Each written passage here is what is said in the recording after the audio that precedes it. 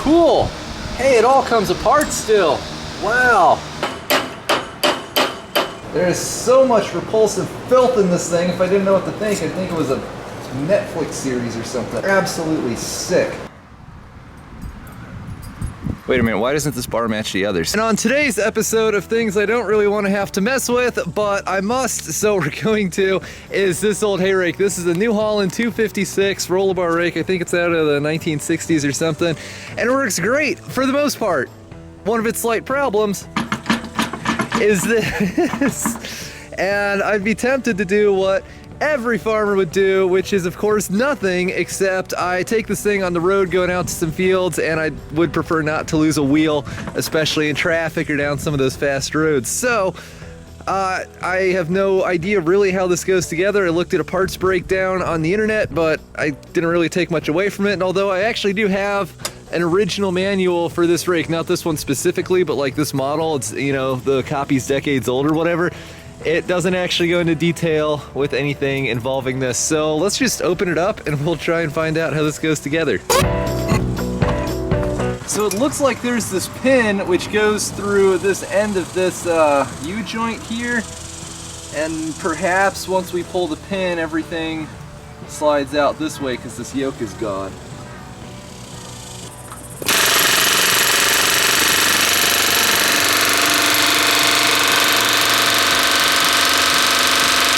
Well, the problem is I'm starting to think I might not be able to get this drive shaft off because that end is welded. Someone welded it solid, and this end hasn't moved probably since the Vietnam era. You know, I really wonder if this thing even works, to be honest, because from what I understand, this is supposed to be a ratcheting type assembly, and this way one wheel can spin relative to the other when you're driving around corners or whatever.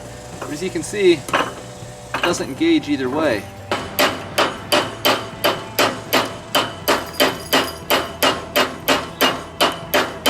I'm right, it's not ratcheting at all. And it's the worst thing ever, isn't it, Lucky? All right, okay, go lay down, let Daddy work on his junk. And yeah, so this isn't really doing much of anything.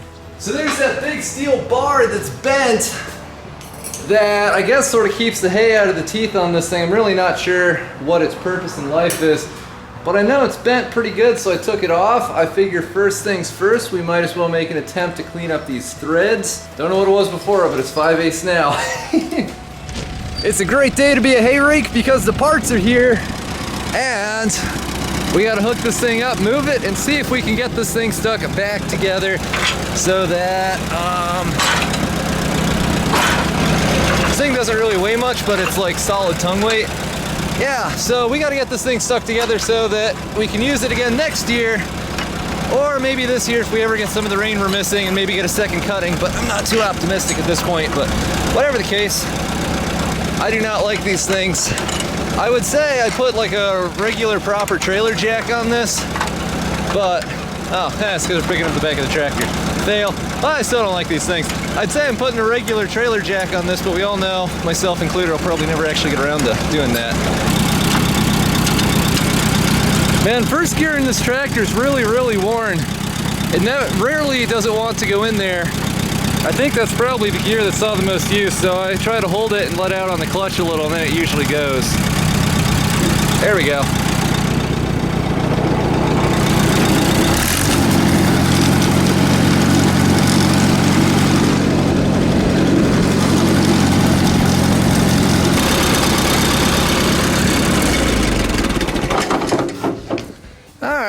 Let's see what we got here. I got to looking at this old bar thing, and that's when I realized that this doesn't have a bend in it. This is bent. There's a difference. If it has a bend in it, you just figure out where the bend is and you unbendify it.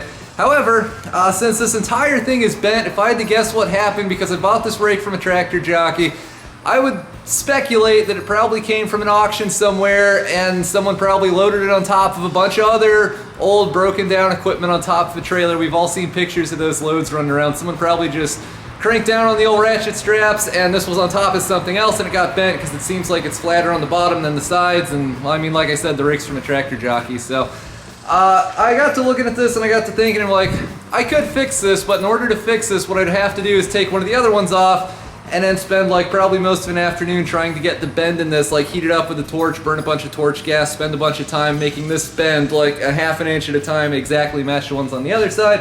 So since I am actually functional and miraculously profitable in hay production this year, I figured that I would just treat myself to the luxury of tossing this in the old scrap T-railer and just order a new one. So I did. 60-something bucks for this, and it's here. Is it the lazy approach? Yeah, kind of. A person could argue that, and I guess it's not entirely wrong, but you know, I won't buy anything used unless I'm expecting to spend, I can't really multitaskify here.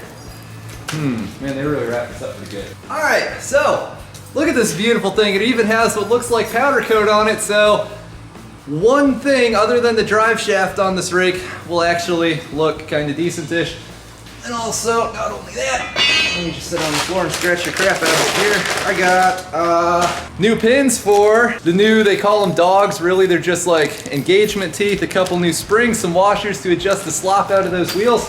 And we're gonna put this together because I have learned, or I was going with this, if you buy a piece of used equipment, it is going to cost you money, period. I've never bought, and I know that my experience is limited and hopefully yours has been better, I've never bought a single piece of used equipment that hasn't had some type of problem with it that was unforeseen that needed to be fixed. So it's kind of a guessing game, you know, like this rake for instance, I bought this thing for I think like probably 750 bucks or something. It wasn't all that much. Valuing all these parts like the drive shaft I put on last year, new tires, new teeth, some other odds and ends. And this stuff, I probably have about 1,500 bucks in it. The downside is you basically have to work on everything yourself these days. I'll just slobber some antifreeze on here. Yes, that's what I'm gonna do. I'm putting some antifreeze on here so that if I ever have to take this off, it'll be that much easier.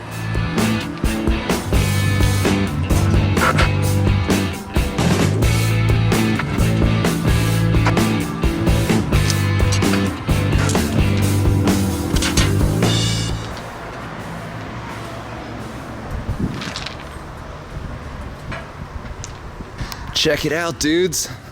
This thing is complete and silent for the first time, well, you know, other than a squeak or two in the bearings. Nothing's colliding for the first time in the entire time that I've owned this. How great is that?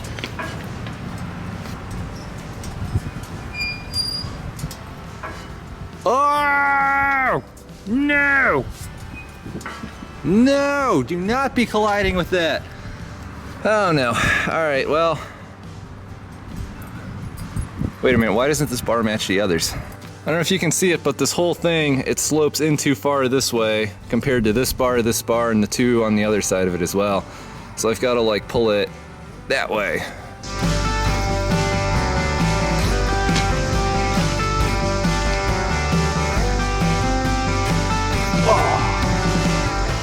Oh, that's much better.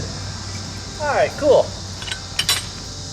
Rip my paint job, but acceptable losses are acceptable. It is so quiet.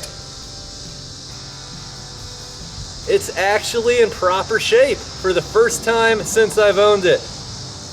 Except for, of course, the fact that it acts like a wheel's about to fall off, which I suppose we should also fix while we're at it.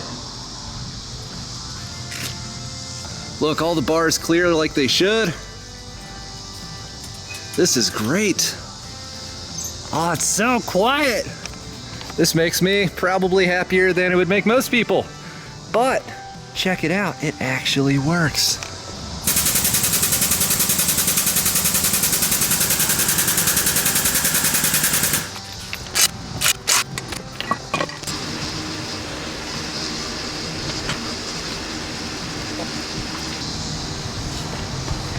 All right, well, like most things in farming, that was many times more difficult than it needs to be for no apparent reason whatsoever. But hopefully now we can take up 50 years worth of slop in this. Oh yeah, look at that. This is probably the most bearing wear I've ever adjusted out of anything. It's probably also responsible for a good bit of that wheel wobble going down the road. Dang, this just keeps going. Look away, keyboard commandos! In goes the TIG wire. Got some 5/32 TIG rod. Yeah, hey, that fits in there pretty well. All right. So rule number one of working on anything, farm equipment especially, is that it will take longer than you thought and it will cost more than you thought. So I'm looking at this, and this pin that holds this dog on here, it's set up actually pretty ingeniously so that the cotter pin comes in under here, and the only way I presume you can take this off is to remove this entire shaft assembly thing. The problem is we can't really do that because that side is, if I remember correctly, rusted solid, and this side, as you can see, has been welded together. So there's this yoke which is probably rusted to the shaft. I got one side loose, but I can't remember which side that was. It might have been this one.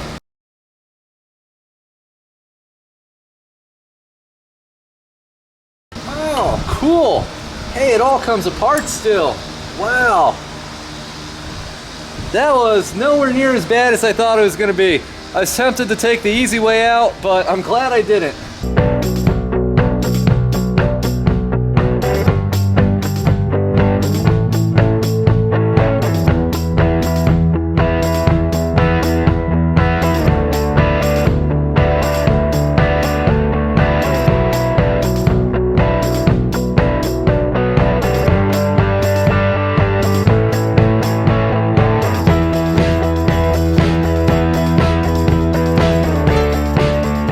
Just the teeniest, tiniest bit of play in here.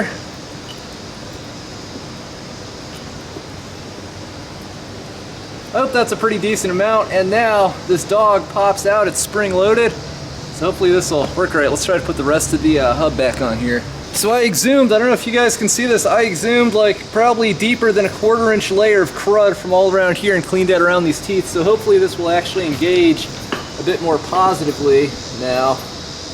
Come on, get in there. Spring works. Hey, it's actually ratcheting like it's supposed to. And then when we're going this way, as you can see, it turns the shaft and thus powers the rake.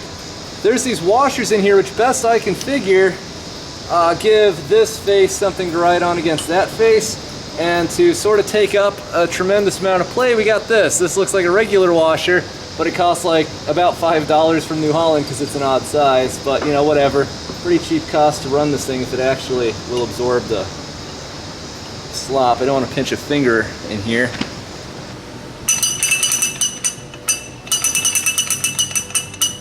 It needs some grease, but otherwise I think that's pretty good.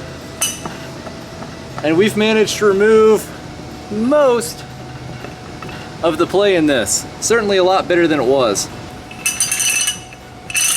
Wow, that's so much looser already. I really should find a more proper pin than this one, but it's really the only thing I have this size here. So for now, that's gonna have to do. Let's see what the other side's gonna be like.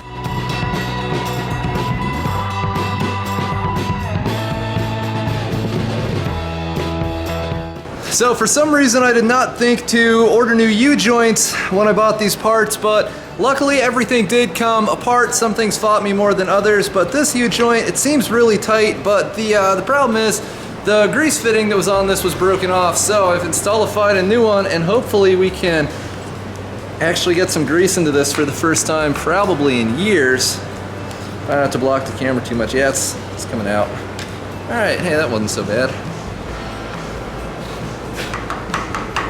Doesn't really want to move this way though, probably because I'm squeezing on it with the vise. Hopefully I got to that one before it was too late. Now the next thing we're going to do, since this was all rusted together, I'm going to clean this out with a hone, and we'll clean up the axle shaft that came off. I'm going to put some Never Seas on there. I keep wanting to say antifreeze for some reason. I'm going to put some Never Seas in here, so if I ever have to take this thing off again, which hopefully I don't, then it'll come off. Hopefully if I prepare to take it off again, that'll make it so it can be on there just fine forever.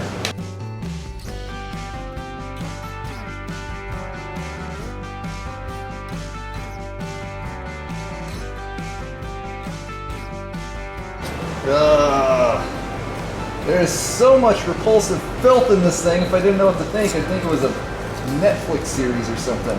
Ugh. Absolutely sick. Look at all this stuff.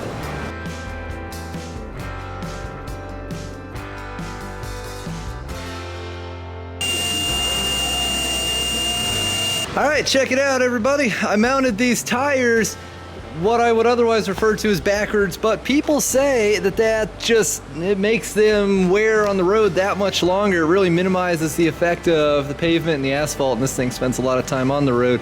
So, yeah, hopefully this will work out.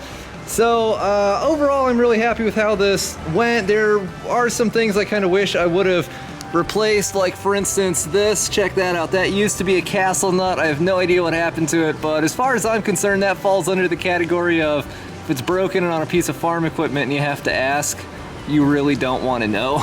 I mean, that's really tore up. So we got that. This U-joint here is a little bit worn. I kind of wish I thought to buy a replacement for that, but you know, hindsight's 20/20, and of course I don't have proper size cotter pins that are that large, so have to improvise a little bit. I'd say I'll change those, but we all know I probably never actually will, and I doubt it'll ever actually cause any problems. So for now, this is the way that it is, and this is a huge improvement. There's a fraction of the amount of play in this, especially on this side. This is the better side. I think I filmed how much tighter that side is. This side turned out even better, but I realized that I'd already put the jack up and I was winding things down in the shop when I should film this part of the video here. So whatever the case, it is a lot better. These things, the ratchet mechanism actually works properly now on both sides. Previously it worked in neither side. You just kind of had to pull the rake a handful of feet until, you know, one of those mechanisms engaged on either wheel. And then it worked fine, well enough to get through the field, but it's nice to have those broken springs changed out and not watch the wheels on this thing go like that when I'm going down the road. So I guess hopefully that's what happens. I guess we don't really know, but whatever the case, I'm hoping that we get some rain and I will actually be able to use this thing again. This is a big improvement. We fixed a lot that was hopefully wrong with it. So I mean, if the Kubota was here, it's at the shop now. If it was here, I'd probably hitch it up and see if I could film like going down the road how much less these things wobble side to side. But this is the fastest tractor that's here now that runs, and it's like a solid 10 miles an hour slower than that, so we wouldn't really be able to tell all that much. But whatever the case, major improvements. This thing's still kind of ugly, especially my TIG rod cotter pins, but you know, hopefully it'll work out pretty okay. So thanks for watching. Don't forget to rate, comment, and subscribe for more.